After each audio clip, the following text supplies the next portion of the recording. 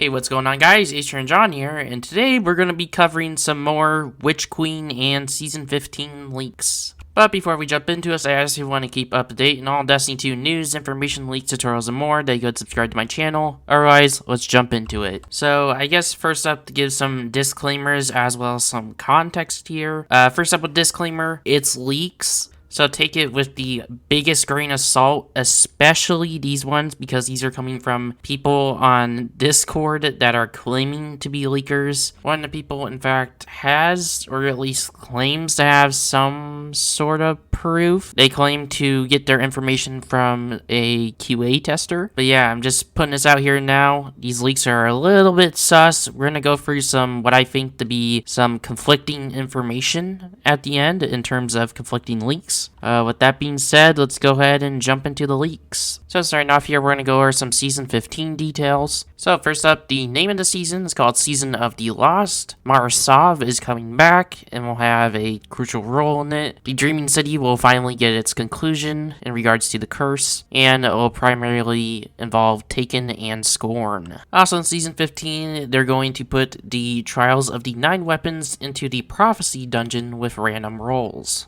As someone who absolutely hated Trials of the 9, I would appreciate seeing those weapons come back, because some of them were pretty neat, and I think with the right rolls, they could be pretty meta, actually, in both PvE and PvP. Next up, in Season 15, they state that Iron Banner rework is going to be a lot like Crucible, Gambit, and Vanguard reworks. It's also going to include a Deepstone Crypt spoil-like system for it, and there'll be a new Iron Lord title that is guildable. They also go on to say that it'll be much more rewarding than the other ranks. Superior engrams grant guaranteed 16 out of 16 stats like the Zolmak checkpoint in the Pit of Heresy dungeon. They're also going to remove blues and world drops from post-match rewards in Iron Banner. The new Iron Banner armor is supposedly yak-based, like the animal.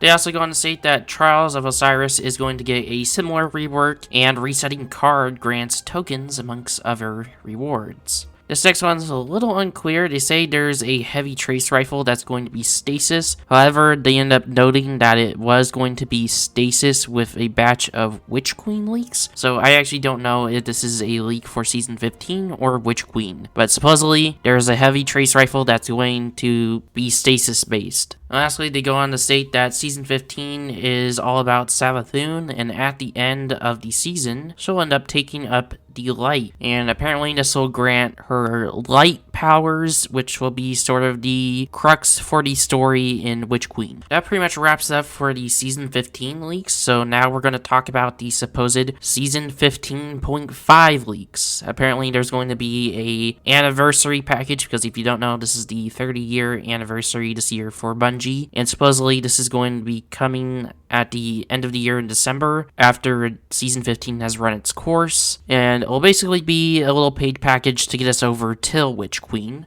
With that being said, let's go ahead and jump into the details. So first up, they state with this little Season 15.5 thing, there's going to be 4 PvP maps coming, 2 new ones and 2 reprise ones. They will be free and they will not be part of this paid package, but they just happen to be coming at the same time. They also state the anniversary pack will contain a fair amount of stuff, not just from Halo, but also from other Bungie games like Marathon. They go on to state that the anniversary pack will be $20 and may contain its own seasonal track. They go on and state that Gallarhorn is in the anniversary pack, or it might be released at the same time. They're unsure yet. They just know that Gallarhorn is coming at that time, supposedly. I'm gonna be honest, man, I don't really want to see G-Horn return. As much as it was crazy strong in D1, I don't think it's gonna be that strong in D2, and because of that, I think it'll end up ruining its legacy, but I guess we'll have to wait and see if that ends up coming to fruition. Like I said before, this will end up coming at the end of Season 15, so the release date would be around December. And lastly, for the Season 15.5 season anniversary pack, whatever you want to call it,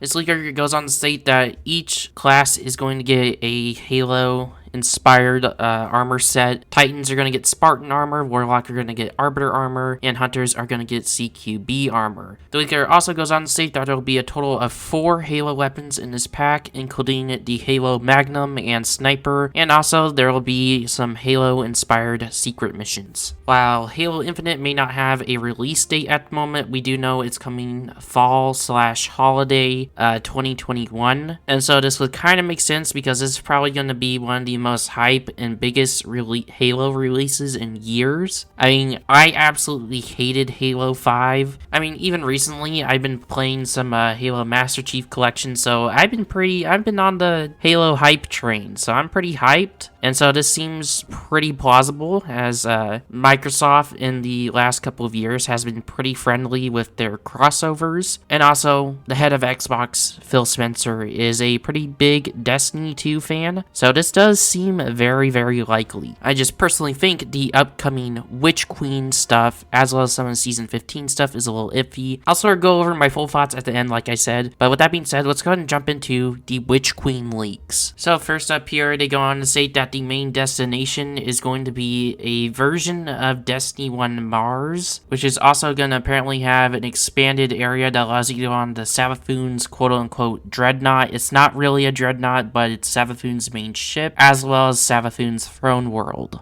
They then go on to state that the Vapor, Toxic, Poison, Hive, Soulfire subclass that everyone's been theorizing that would be coming in Witch Queen, they're saying that this subclass is not coming in Witch Queen, but is actually going to be coming in Lightfall. And because we aren't going to be getting a brand new Darkness subclass, they go on to state that all of the Light subclasses are going to be getting reworked to be similar to how Stasis works currently. Next up, they go on to state that no Destiny 2 raids will be unvaulted in Witch Queen, which is kind of unfortunate, mainly because I am the average Crown of Sorrow enjoyer. But I guess I kind of get it. They would probably have to rework portions of all the Destiny 2 raids to make them more fit in line with Destiny 2's future. So I understand that if this ends up being real. Next up, they go on to state that Savathun's throne world is going to have a pyramid ship added, which we'll get into a little bit later. They then go on to state that the artifact is getting a complete rework, and also each class gets a unique weapon-like thing that is believed will function like another ability. I'm not really sure what that means, but apparently Hunters will get dual crossbows, Titans will get a sword and shield, and Warlocks will get magic. They then go on to reassure that this is a artifact rework. This is part of the artifact rework, and that is not temporary. This will be a permanent addition. Now, you guys know how I said that Savathun ends up taking the light in Season 15? Well, apparently this will translate in Witch Queen to Wizards being able to throw Nova Bombs, Acolytes being able to use Blade Barrage, and Knights being able to use the Sentinel Shield Supers. I feel like I have so much to say about that. We'll get into that at the end. Next up, I'm unsure if this is part of the anniversary pack update thing, or if this is part of Witch Queen, but I'm just going to put it here. They go on to state that there will be a new PvP mode, which there is 0 abilities, just gunplay. Next up, the leaker goes on to say that they're going to be completely removing gear power altogether. This is going to be a complete rework of the power system. Apparently, they're going to completely shift it to be artifact-based power. And apparently, this is going to be paired with the other reworks that are coming to the artifact that allow more curation of player builds. And then next up here, they go on to state that the Witch Queen activity in-house name is apparently codenamed Scornucopia. So, funny little in-house name, and apparently the seasonal activity, or maybe the Witch Queen activity, I don't know, they don't really make it clear. They say the Witch Queen activity is going to be involving Scorn. And lastly here, we're going to be going over kind of a separate leak from another person who is supposedly reliable on Discord, and they mainly go over the story of Witch Queen, as well as the first campaign mission. So, in the first campaign mission, you're going to be going to Mars. It's stuck in the past, which is all grassy, present, and future, which is all taken. You come up over the peak of a hill where you see a dreadnought-like ship, that being Savathun's dreadnought ship thing for the first time, with Kaido's Cabal fleet fighting the Hive and the Skybox, very Phobos mission-y, you know, from the Taken King. They go on to state that you're going to be working with Ikora Ray, and you launch yourself through a man cannon onto the the ship, and this is where you fight a Hive Guardian for the first time. Then you find the portal to Savathun's throne world on board. You go through, find Savathun, and she sends you straight back to Mars. They then go on to state that after defeating Savathun in the campaign, she tells you the witness is coming. The traveler then takes her body and her ghost escapes. The witness reveals itself, saying, "I have seen enough, I am coming." And also at the end of the campaign, the pyramid ship, which we mentioned is in Savathun's throne world, the pyramid ship will activate and this will start the road to the raid. Apparently Savathun's throne world itself will be 2 times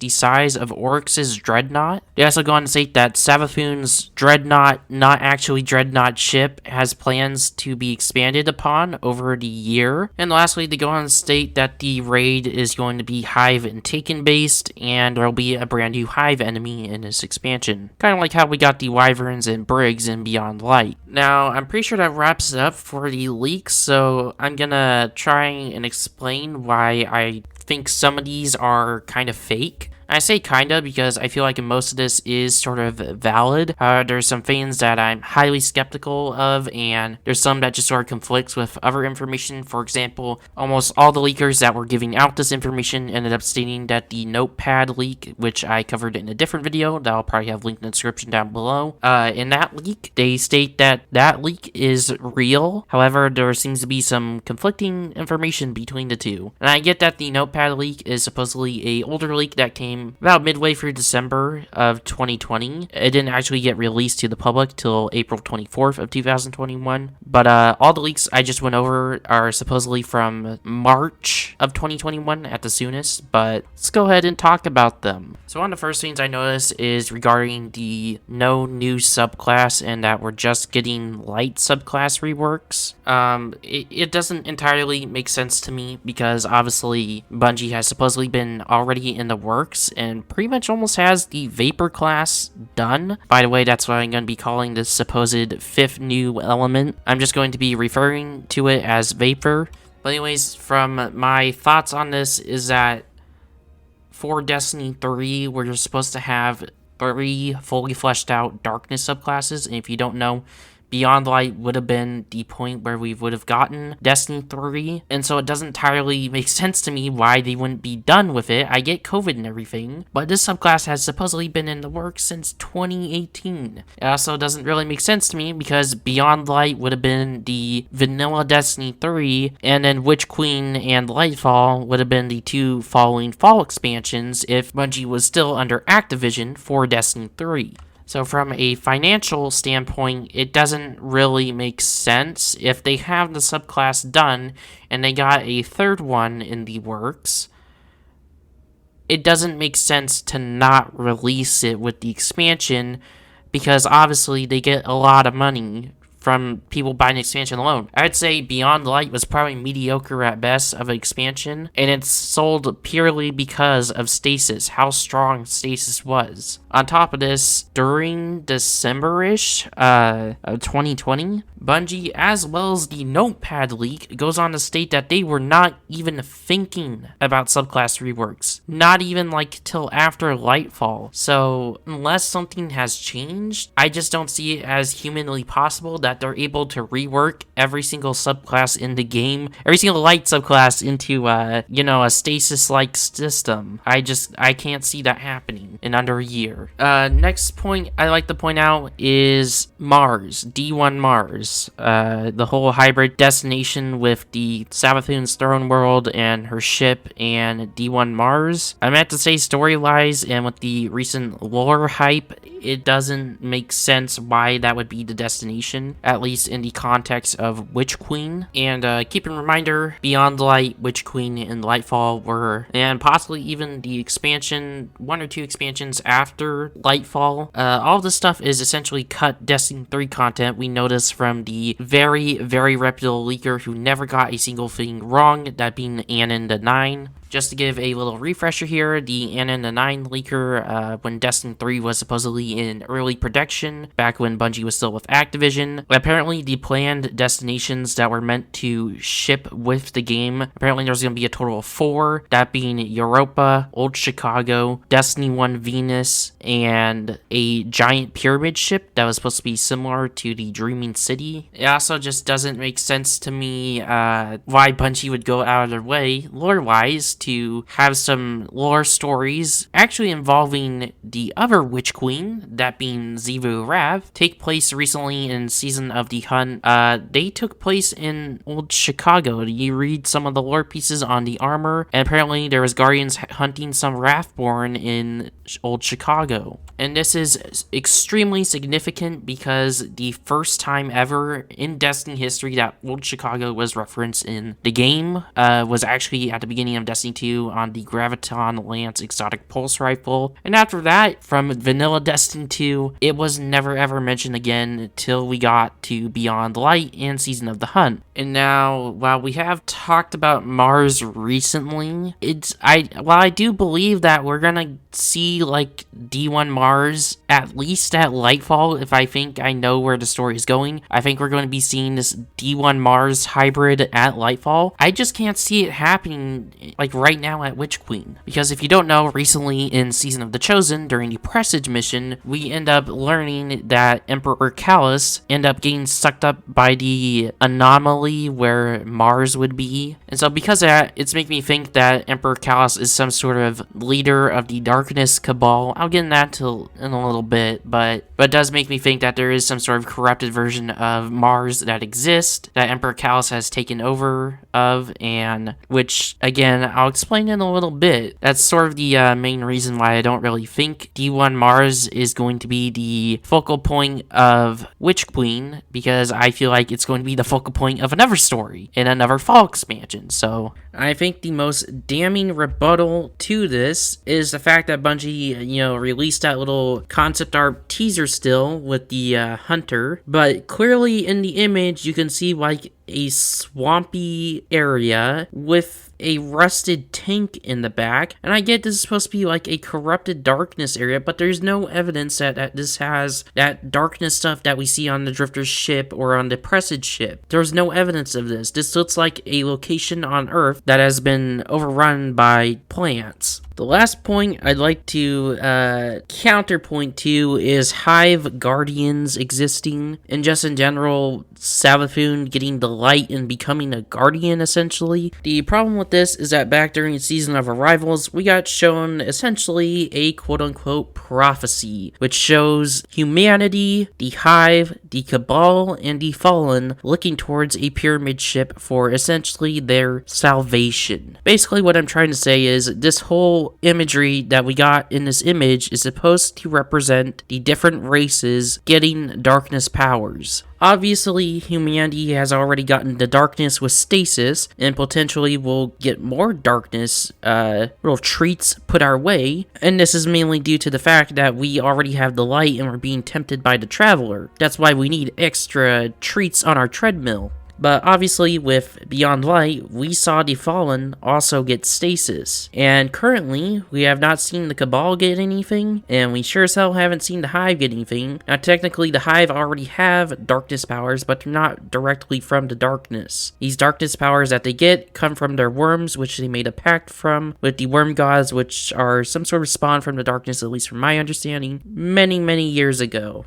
Anyways, with that out of the way, the Hive are supposed to get darkness powers, so it doesn't entirely make sense to me why they would get the light just because Savathun got the light. That doesn't make any sense. That's not how the light works, at least from our current understanding. You need to have ghosts, and I highly doubt ghosts are just gonna come out and start giving the Hive light. That don't make no sense. The other thing that doesn't make sense is Savathun has literally zero, and I mean zero, Hive followers. Savathun is a heretic in the eyes of the Hive, and pretty much all the remaining Hive are allied with Zivu Raph, and are all trying to hunt down and kill Savathun.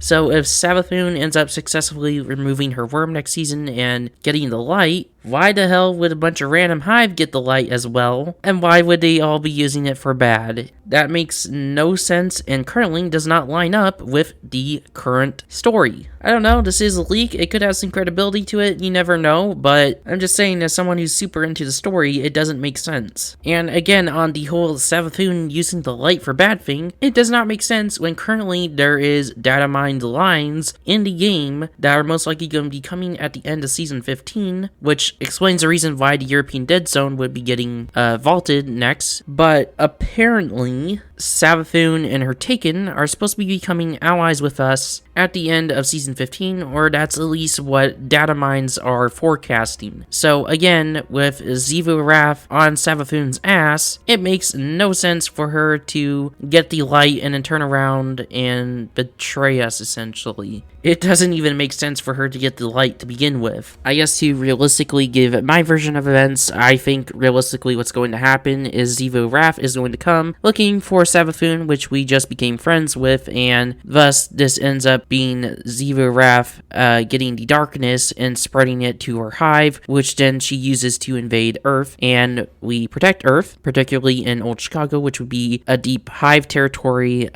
Ideally, we would be using our newly found allies to help fight against this Witch Queen war. Anyways, that was the leaks. That was sort of my thoughts on why I don't really believe some of it. Let me know in the comments down below if you made it this far, what do you think of it? So it's Asher and John. If you want to see more like this, go ahead, subscribe, like, etc. And I'll see you in the next one. Peace.